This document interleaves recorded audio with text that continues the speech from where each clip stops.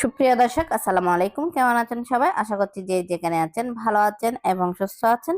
সবাইকে স্বাগতম জানাচ্ছি আমার আরেকটি নতুন এপিসোড দেখার জন্য। আমি আজকে আপনাদের সাথে শেয়ার করছি খুবই মজাদার এবং খুবই টেস্টি একটা পিঠার রেসিপি। তাহলে চলুন আর কথা না বাড়িয়ে মূল রেসিপিতে যাওয়া যাক।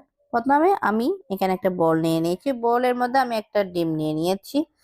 আমি এখানে 1/3 কাপের মতো চিনি এড করেছি। এখন ডিম আর চিনি ভালো করে একটু ফেটিয়ে নিচ্ছি। একটা মিশ্রণ তৈরি হয়ে গেছে। এখন আমি এখানে 1 কাপ চাউলের গুঁড়া নিয়েছি। আমি কিন্তু আজকের এই স্ন্যাক্সটা চাউলের গুঁড়া দিয়ে তৈরি করে দেখাচ্ছি। চাউলের গুঁড়াটা আমি ডিমের মিশ্রণের সঙ্গে ভালো করে একটু মিক্স করে নিয়েছি। মিক্স করে একটা সফট ডো তৈরি করে নিয়েছি। দেখেন ডোটা কিন্তু রেডি হয়ে গেছে। আমি হাতের মধ্যে অল্প করে ঘি লাগিয়ে নিয়েছি। এখন আমি পিঠাগুলা তৈরি করে দেখাচ্ছি। আশা করছি আজকের রেসিপিটা আপনাদের কাছে ভালো লাগবে। ভালো লাগলে প্লিজ আমার চ্যানেলটা সাবস্ক্রাইব করে পাশে থাকার বেল আইকনটি প্রেস করে রাখবেন, আমাকে সাপোর্ট করবেন। সবগুলো পিঠা কিন্তু বানানো হয়ে গেছে, দেখে বুঝে নিতে হবে, এখানে বলার কোনো কিছু নেই পিঠাগুলা কিভাবে তৈরি করতে হয়। এখন কিন্তু ভাজার পালা। ভাজার জন্য আমি অয়েলটা গরম করে নিয়েছি। এখন পিঠাগুলো দিয়ে দিচ্ছি। আমি একটা একটা পিঠা দিয়ে দিয়েছি।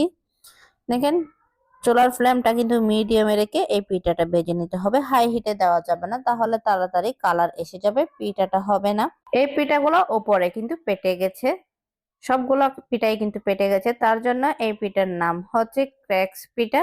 এই পিঠাগুলো খেতে কিন্তু অনেক টেস্টি। দেখেন সবগুলো পিঠা ভাজা হয়ে গেছে।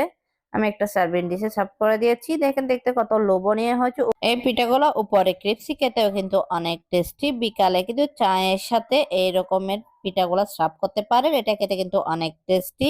এই পিঠাগুলো বানানো কিন্তু একদমই সহজ। শুধুমাত্র একটা ডিম আর 1 কাপ চাউলের গুঁড়া দিয়ে কিন্তু তৈরি করে নিতে পারেন এই রকমের সহজ পিঠার রেসিপিটা। আপনাদের কাছে কেমন লেগেছে অবশ্যই কমেন্ট করে জানাবেন।